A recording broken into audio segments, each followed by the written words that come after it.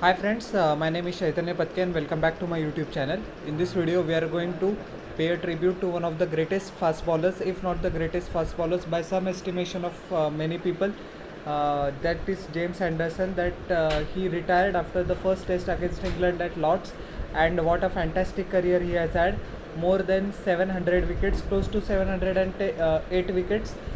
He just couldn't surpass the late great Shane Warne's mark of 708 as the second highest wicket taker in the history of test matches, but he has played 188 tests, though that places him just below Sachin Tendulkar, who has played exactly 200 test matches for India. But what a phenomenal career.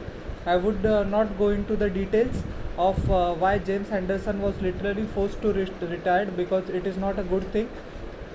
It is clearly with his statements and with some subtle hints he gave in the press conference before the eve of the first test against the West Indies, clearly indicated that he said that he is bowling well than ever. He actually thought that he could play international cricket for next 2 years at least, but the England management and the English Cricket Board had different and contrasting views. We have to respect that, but we don't have to respect the fact that how they treated James Anderson.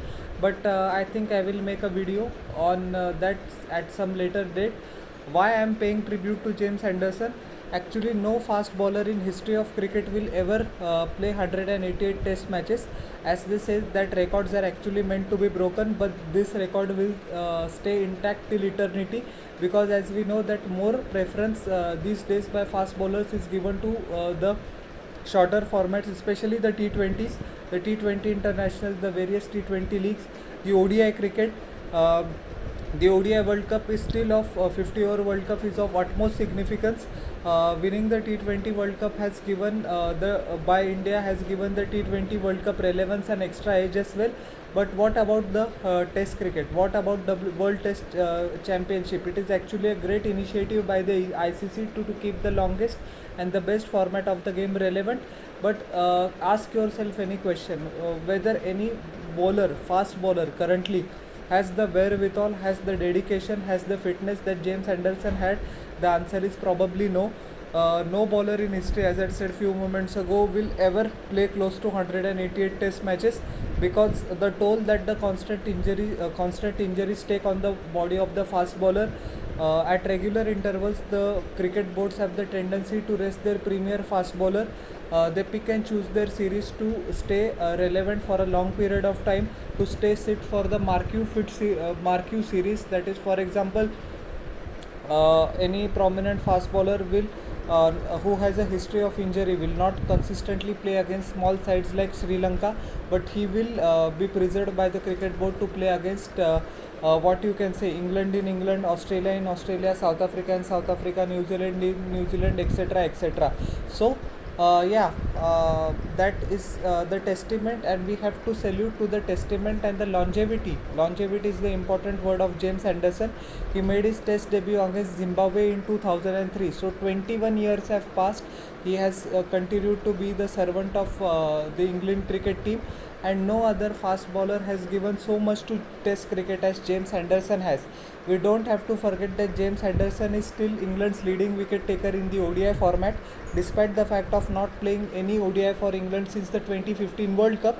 After that, the English Cricket Board completely overhauled their change, and we currently see the template that has been set by England, which has been followed by a lot of other teams since 2015. So after that, Stuart Broad and James Anderson weren't considered fit enough to be part of the white ball format, but still it is what it is. He also won a World Cup in 2010 for England, but he didn't actually play in any of the games. So that doesn't qualify as an achievement, but his achievement as a test player ranks him above very highly in the pantheon of greats.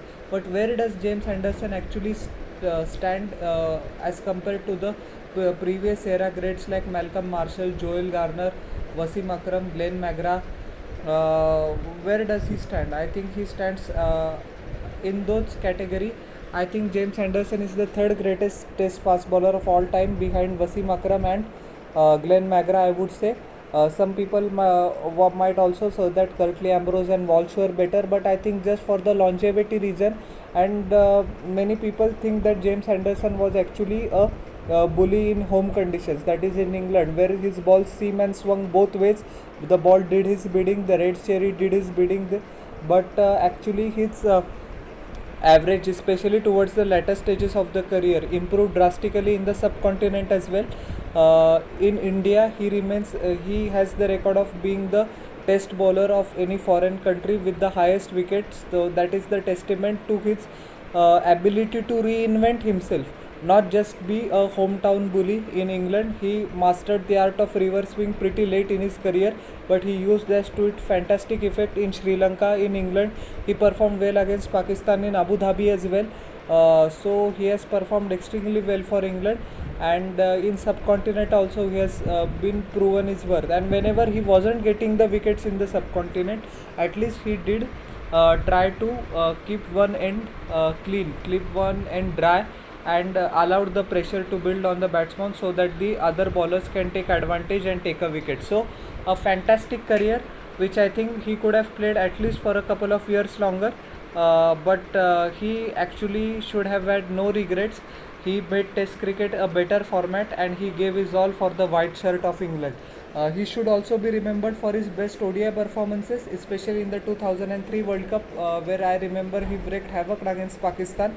He also performed well in the ODI format, no doubt about it, but he was getting obsolete and irrelevant, so England decided to replace him. But one thing that it did, since 2015 to 2024, 9 whole years, James Anderson could just wholly and solely focus on Test cricket, and he was the best fast bowler right towards the end as well. So he could have taken a caught and bowled of Gudakesh Moti when he hit round the wicket. That would have been a perfect send off, but unfortunately that wasn't meant to be. But yeah, what a magnificent servant of English cricket, what a magnificent server of world cricket, and one final salute to James Anderson. Hopefully he has not decided whether he will continue to play for Lancashire, his county, but anyways, one hell of an international career, and people around the world and the youngsters around the world will understand the importance of Test cricket through James Anderson's career. So how did you like my tribute to Mr. Anderson? Please tell me in the comment section below, and don't forget to like, share and subscribe to my channel, and press the bell icon for further notifications. We'll meet in the next video. Till then everyone, bye.